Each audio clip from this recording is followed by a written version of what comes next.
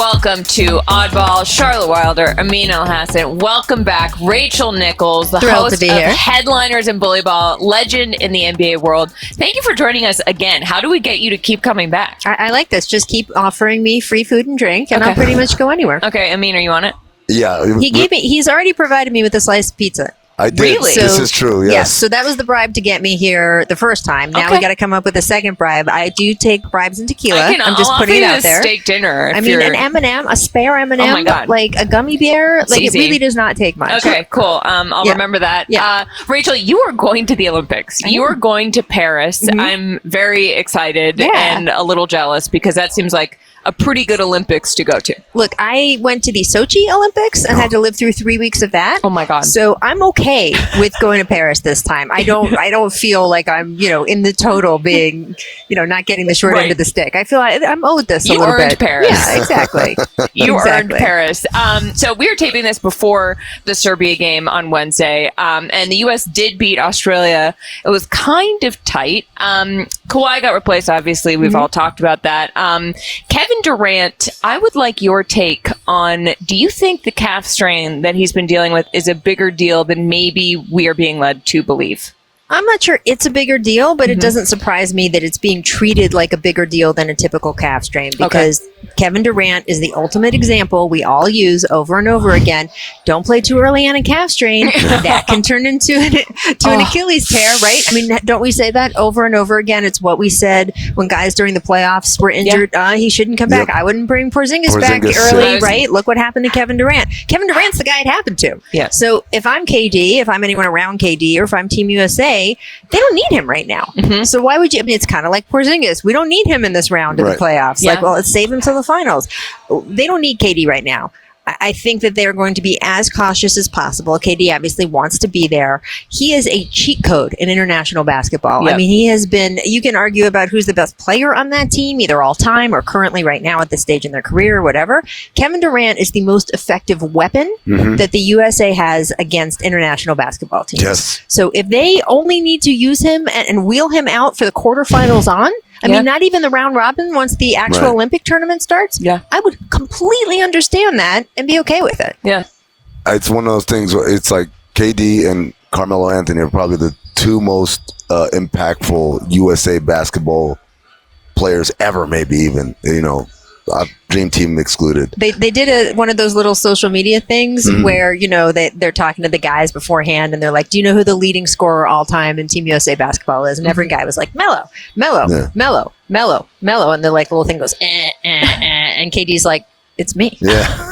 I didn't see that. That's so good. That's awesome. He's like, you thought.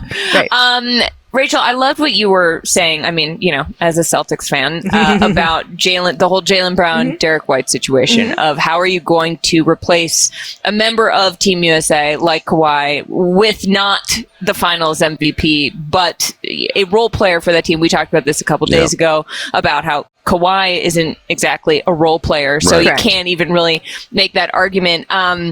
Derek White and Jaylen Brown apparently talked. Jaylen said that he called Derek. Now, I'm still a little nervous about the locker room in this next season. Do either of you guys, am I just like paranoid? Oh, yeah. I think you should be really worried. I'm a little worried. I mean, you're the king of beef. What do you think? No, I think you should be absolutely worried. This is going to implode the whole thing. That's why. Wait, are you being serious? That's why they're trying to sell the team. They know it's all falling apart. I don't know how No, I do agree with what I think you're saying. That it will not be an issue. Look, regardless of how Jaylen Brown feels about the situation, it's not Derek White's fault. Yeah, right. And so he has to, even as he is like, man, I wanted that. He's not going to be like, hey, Derek, you should say no. Yeah. Turn it down to give it to me. And if Derek did that, I don't even think Jaylen would accept it. No. He wouldn't. So there's no beef between them. Now, Grant Hill, he got some splaining to do. Steve Kerr, they got some splaining to do. But I don't think anything is tension between them. I mean, I spoke to Grant about it, and look, they feel that they have found something with moving Bam to center at times. It sort of leaves open a different role than they had envisioned for Kawhi. So that is a little bit why they feel like, okay, yes, we're replacing Kawhi, but the role that zero spot now needs to go into is different than what we thought we were filling with Kawhi Leonard. I get all of that. And look, I've said this from the beginning. It's not like this was crazy Right. What the heck are they doing? These are the guys who are responsible for bringing a gold home and who will get fried if it doesn't happen. Yes. So I can only be so critical of their decision. What I have said, though, it's not what I would have done. Yep. What I would have done is said, look, is this the difference between winning and losing gold? Is the difference between winning and losing gold Derek White instead of Jaylen Brown? Unless you think that's true, and if you do, and maybe they do, maybe they think this is the difference, and if you do, then you can do whatever you want. You're the one responsible for winning that gold. If you don't think it's the difference between winning gold and not, you give it to the Finals MVP. Right. Yeah. It is to be part of this team. It is a sign of respect. It shows other players what's valuable to you Yes. and that you can earn something like this to play for your country. That is what I would have done, because I don't think it's going to be the difference between Right. them winning and losing. You know, something that I think has sort of been cool about this whole thing is that Jaylen Brown has seemingly been honest about how much he wanted it. Yeah. I feel like a lot of times, a great point. you know, I feel like a lot of I times, don't want it anyway. right? It's like, oh, I have my cool Yeah. jacket on. Yeah. Like, I don't need to care. It's like Jaylen Brown took off his cool jacket. He was like, no, I actually really wanted to play on Team USA. This would be very meaningful to me. And I don't think we see that a lot. You know what it reminded me of? It's a great point. It reminded me of Klay Thompson finding out he wasn't a top 75 player Yes. of all time. Like, a lot of guys would be like, oh, whatever. And Klay was like, no, this really hurt my feelings. Yeah. And he was very open and honest and raw about it. And I think you have to respect it, because you know that these guys they're putting in a lot. They're making themselves vulnerable because they care that much about this game. And that's ultimately what we want from all our players. Totally. All right, guys, we're going to move on to next season, because while we have you, Rachel, DraftKings released the win totals for next season. And this is a first look at what the lines are expecting for next year. We're going to go conference by conference. All right. And we're going to start in the East, because the West gets sort of juicy. Let's start with the Celtics, the highest total here overall with 57.5. And they had 64 wins this past season. Why do you guys think that I mean, I guess that's not a huge shift. Maybe they're saying there's naturally going to be some fall off from a championship run that deep. No, I actually know why they did it. Why? You know, I got my guys over at DK up in Boston. They gave me a call and they said, this is the deal. Jaylen Brown and Derek White hate each other all now. right, Jason relax. Tatum is hiding. You know what? We're going to move on to the Knicks. We're going to go to the Knicks. The third, Apparently, because he was. Have you talked as much trash on the show about how you don't think the Knicks are going to be as competitive as everyone else so thinks now- they are, so now- as you do Yes. off the show? Rachel, thank you for bringing this up. Because he definitely has. He's You, the who Knicks' is number one supposedly hater. a diehard growing up Knicks fan, are like the voice of doom and gloom. I think that's why, Rachel. Oh, I because think he he's was like- hurt too many times. He can't let them have nice things down. First of all, I thought off the record conversations remain off the record. Not with you. I mean, I do want to say one thing about the Celtics. Yes. I think that there's always a natural drop off after a championship. You start to realize, like, oh, nothing. You have to lay a groundwork. It's all important. Regular season, yay. But however, you play 2.5 months of playoffs. That's the important time. It's So it is exhausting, harder yeah. to get up for some of the other stuff. And they're going to be playing against better teams in the East. This was a particularly down year for competition in the East. And I think a lot of the teams we're seeing on this list in front of us Yeah. will be better. And so some of the wins around the edges Right. Yep. against the floor has risen. Yeah. Yes. Those teams will be better. I think one of those teams is the New York Knicks, Amin. I think they'll be better too. Since we're just revealing all types of conversations, I'm gonna say it. Our old producer Steve Martinez, who does an excellent job on Gil's Arena, said that the Knicks are going to win 60 games and they're going to be the number one seed in the East. And Well, I said, he's a Knicks "You're-" fan of a different stripe. I'm just saying. So like, there's a lot of optimism because of the way they ended the season, because of the addition of Mikal Bridges and this continuation of everyone that we went to college with is going to be chilling with us. I think people are getting a little too ahead of themselves with some of it. I've said this a million times. I love Mikal Bridges. He's one of my favorite players in the league to watch play. He's not this transcendent player that adds 10 wins or 8 wins or to a team. And so 52.5 to me sounds about right, but I wouldn't say that they should be the second highest win total. The one thing I will say is that when guys go to this Knicks team, they get a whole lot better than anybody thought they would. And maybe that magic has run out. I mean, maybe you're right. Maybe that Mikal Bridges is like a step too far to expect him to add that many more wins. But I do think that he's a player who hasn't hit hasn't hit his ceiling, hasn't even hit like the second floor, really, in terms of what he's capable of. I'm here for Mikal is going to be better in New York than he was in Brooklyn. What I'm not here for is and now this makes him into this juggernaut that can't be stopped. No, it's a nice little team. It's a nice little team. I think it's in the middle. I would not say they're a nice little team. I think they are dangerous. I don't think anyone's calling them a juggernaut. I think they will still have to scrap from behind to get to the finals or to win a finals because this is a scrappy team. That's what this team is built on. It's built on scrap, right? And by the way, you and I have talked about this plenty. To me, the top 10% of the NBA could go play on any team, these players, and be great. The bottom 10% of players in the NBA could play on any team and not be great. The middle 80%, I really, truly believe, is fit. And you can have a guy who goes to the wrong team and plays for the wrong team his whole career and only lasts in the NBA 4 years. And that same exact player could go to a different team and have a 12-year journeyman career because they were in the right place to develop them at the right time with the right teammates, with the right coaches, and they just fit. And then they look great and they exceed and they excel. And that is what we are seeing with the Knicks. And the fit there is great. They know the fit with Mikal is great. Obviously, Jalen Brunson just gave up $100 million in part to make sure that whole core stays together. I think that's going to matter. I worry about an injury there. I mean, that team kind of needs everybody. They all fell apart by the end. Everyone's like, oh, yeah, this minutes thing is overblown. They all fell apart at the end. That's not coincidence, ladies and gentlemen. But since we're talking about injuries, the Sixers are third at 51.5, a game behind the Knicks expected total. Are you surprised it was that sober of a projection for the Sixers given the offseason they've had because they've been tremendous? Yes. I mean, Look, I might be being an optimist here, and maybe this is wishful thinking, because wouldn't you like to see a season where Joel Embiid does everything he physically can do? Wouldn't you like to see a season where these guys are able to succeed without a health issue, just for every team in the NBA, but particularly for that team? I think that Joel Embiid and Paul George playing with each other will keep each other healthier. I agree. I cannot predict crazy random injuries. Someone steps on someone. We've seen stuff like that happen. But in terms of the overwear and overuse stuff, I think they will both be taking burden off each other. And I think that even some things like, how did Joel Embiid get really hurt this year where he got knocked out for the rest of the regular season?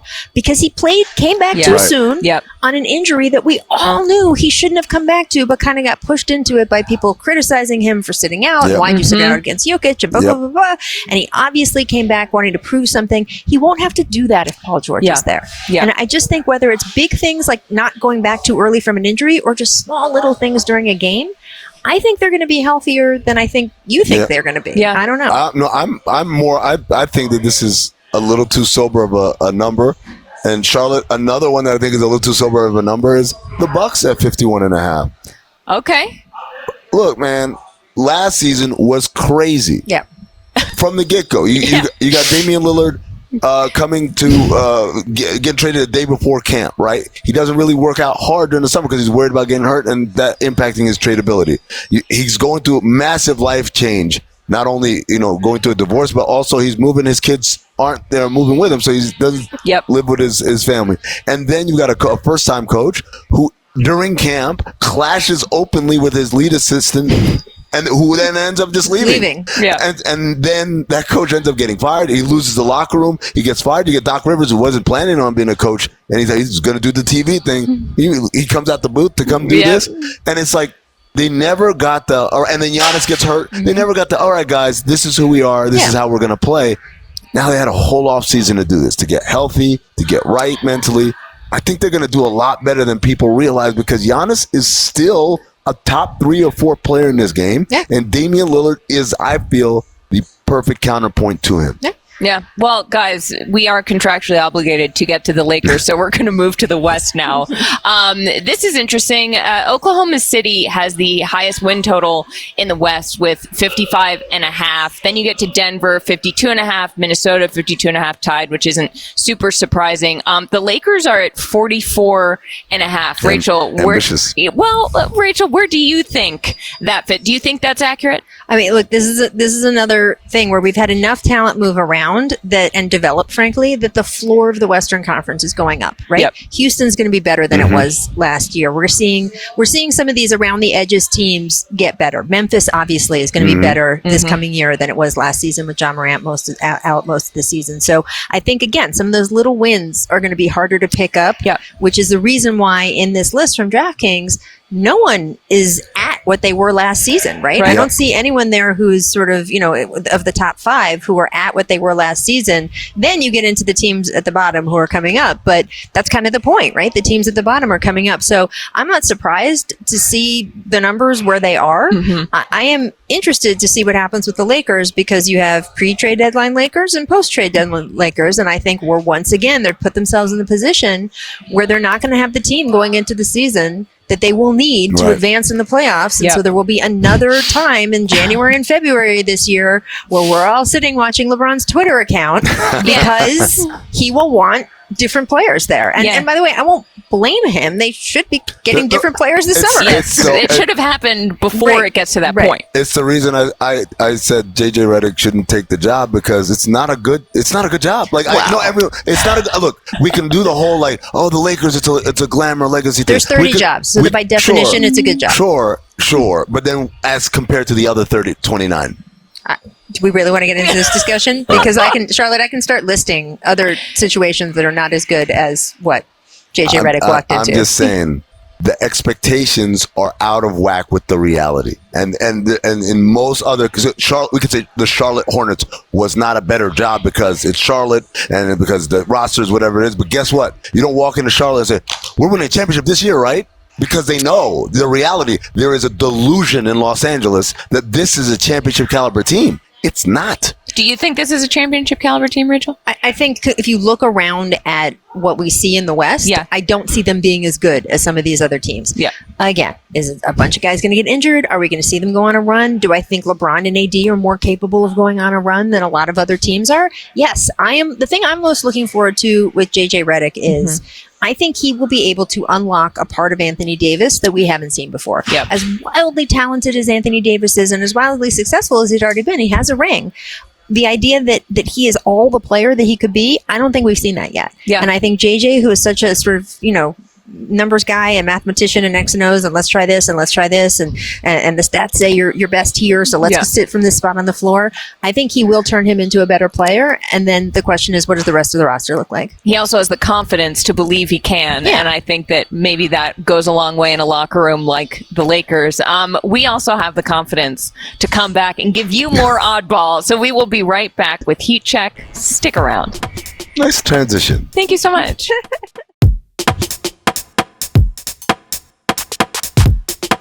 All right. Welcome back to Oddball. Lots of storylines coming out of Vegas. We got the Bronny talk. Jaylen Brown was there. But, guys, the lead story. Holy is it hot. Yesterday for the Dan Le Batard show, we shot a report from Summer League on Fremont Street. Take a look. Idiot producers will say, hey, we're going to do the hit, but we're not going to do it from inside of the set. We're going to do it outside on Fremont Street to let everybody know you're in Vegas. It, as I said, is ridiculously hot. It is so hot. I got Juju out here making breakfast. That's right, ladies and gentlemen. It's so hot you can fry an egg and bacon. Oh, my gosh, we're doing the morning show gag. Charlotte was here. Unfortunately, she didn't really make it. The heat, I guess, got to her a little bit. We got a shot over here. I'm not quite sure what happened to her shorts. Guess she's just wearing that Tatum jersey. But take on Juju how good the breakfast is going. Oh. Wow. That an omelet? That is... Where do you get all the fixins for it? Got tomatoes, mushrooms, all types of stuff. We got people stopping in the middle of the street because they're so impressed by Juju's cooking skills. Juju Gotti, not only a great content provider, but also a great chef. This is great breakfast right here, ladies and gentlemen. It's amazing. And you're getting kicked out right over your right shoulder right now. Oh my God! Who are you working with? That all feels so right to the point where my in-laws called my husband because they saw this on social media and were like, did Charlotte really melt? They were worried. They were like, did she get heat stroke? Is that so? Given that it is that hot, you did an amazing job there, by the way. Don't let it go to your head. It is time for Heat Check. Too late, by the way. Yeah, I know. Continue. I just have to say it, Rachel. Rachel, this is a game we like to play here at Oddball. It's pretty simple. We're going to present you players or teams, and then you're going to rate them on a scale of crisply air-conditioned Vegas casino, which is like maybe a little less crisp. Currently, I'm sweating a little bit. To poolside, where I definitely didn't take a work Zoom, to Juju's Fremont Street omelet. Okay. So, first up, the Houston Rockets. The number 3 pick, Reed Shepherd, has gone nuts in Summer League through 3 games. He has 60 points and 16 assists. And reports are saying that the Hawks are already doing the backtracking, like, oh, well, we almost picked him. You know, he was on our board. The Rockets were rumored to be after some big targets like Kevin Durant. I sort of think KD should have done it, which gives you a hint as to where I think the Rockets are in the heat check. Where do you think the Rockets are on the heat check? I think I'm going with the middle, the Zoom by the pool. Nice. Because I'm optimistic that they will be even better than they were last season, which was better than the season before. They're not winning the West though, so I gotta hold my fried egg for that. Okay, yeah, I'm agreeable with that. I thought like it's trending towards the egg because I think they're taking leaps. But you're right. Let's be real. What a massive success for them would be 45 wins and playing in a playoff series. Trending this is still toward the egg. There you go. Trending towards the egg. That's what we're calling. Yeah. You tee up, Ant. All right. Anthony Edwards burst into a new level of stardom during the playoffs. He's only going to get more attention after calling himself the number 1 option on Team USA. He started on Monday against Australia. And apparently he's the star of a new Netflix doc that also features some guy named LeBron James Senior. Senior. I want to be clear there. So let's heat check for Anthony Edwards. Where's he at? Oh, he is definitely fried egg, hot sauce, the whole thing territory. I love that he came out and said this, and that he's already in his young career reached the Charles Barkley status of there's nothing he can say that other guys are pissed at because they're just like, that's Ant being Ant. Yeah. So, you know, I don't know. I put him, I love this demonstration, by the way. I put him right at the top. Oh, wow. The top Look, you pointed. See, we haven't figured out how to do that yet, Rachel. Like, this is like why the we need map, you. Right? But yes, Anthony We're Edwards just sitting right here up there. being like, you see that thing? Professional. Yeah. that way. Wow. That's it. Yeah, I also I love Ant's like so good at this. He just knows how to do it. He's like, okay, here we go. The assignment. Yeah. Okay, Zach Edey. Despite only playing 1 game, Amin's guy, Zach Edey, is still the favorite for Rookie of the Year per DraftKings. Wait, is that true? That's wild. Okay, sorry. The Grizzlies' newest guy had 14 points, 15 rebounds, and the game-tying tip-in during his Summer League debut. He is working through some injuries. Where's this guy on the heat check? I'm going Zoom by the pool again, right? Because I think that's probably his ceiling. At the moment? Is there a cold plunge option? God. Wow. Like ice bath? Why? Wait, are you off him already? Wait, because you think he's slow? Yeah, because I just don't. I don't think he's from an NBA from like 30 years ago. Like, you can't be that kind of player in today's league. It just doesn't fit. And I think Memphis is going to figure out real quick because they're good. Yes. They don't have time to let this guy figure out the speed of the game. Like, things are going too fast. Like, they're trying to win now. Well, Ja plays quick too, so it's not like that's not a quick team. So, no, that's what I'm saying. So he doesn't, Zach Edey. So I think he just doesn't fit what they're trying to do. You know, look at Brandon Clark, who's back, Jaren Jackson Jr., Desmond Bain. These are all up and down players. He's a child. Give him the middle of the. Give him the middle. I love the just like level-headedness you're bringing to the show right now. No, it's absolutely incredible. You can't throw him in the cold plunge too soon. Yeah, thank you. Let's see what he can do. Mark my protest, right? I'm going to do the dissenting opinion on the Supreme Court. He could end up in the cold plunge. You just got to give him a shot first. Let him zoom by the pool first. Sure. All right. Okay. It's Oddball's second year at Summer League. It feels like it's getting more buzz than ever with Bronny this year. Rachel said Summer League doesn't actually matter. Rachel Nichols, it feels like it does matter to me. So heat check Summer League. Summer League stats don't matter. Summer League matters because, again, I mean, you're getting all this experience. He's getting the feel of what it's like to every game he goes into, all these expectations on him from the fans, the media, all that stuff. He's learning to play this pace of the game. That matters. The stats don't matter to me. Now, does that mean I think that Bronny James Jr. is going to light the NBA on fire this year? No, of course I don't. I just don't think Summer League stats are the indication of it or not. Right. So Summer League physically is very hot. Yes, so exactly. A fried egg for Summer League. No, it's really hot. Fried egg for Summer League. Extremely hot. We could heat check France real quick, I guess, but I think, The whole country? Yeah. Okay. Because, Rudy Gobert, Victor Wembanyama, they got cooked by Jokic. Yeah. Like You talking about the egg. France basketball or France as a country or nation? I don't know. Let's put them like in the middle. I'll give them a zoom because their elections went well. Yeah. So- Okay, that's a good one. Thank you so much for watching, Rachel. Thank you so much for joining us. Just like an Anytime. absolute joy. Absolutely. Careful, don't say that because we're gonna hold you to I'm it. all in. Have fun in Paris. Thank you very much. I'll see y'all soon. Yeah, heat check high when Rachel's in Paris. There you go. For Rachel, France. There you fire. go. Yeah.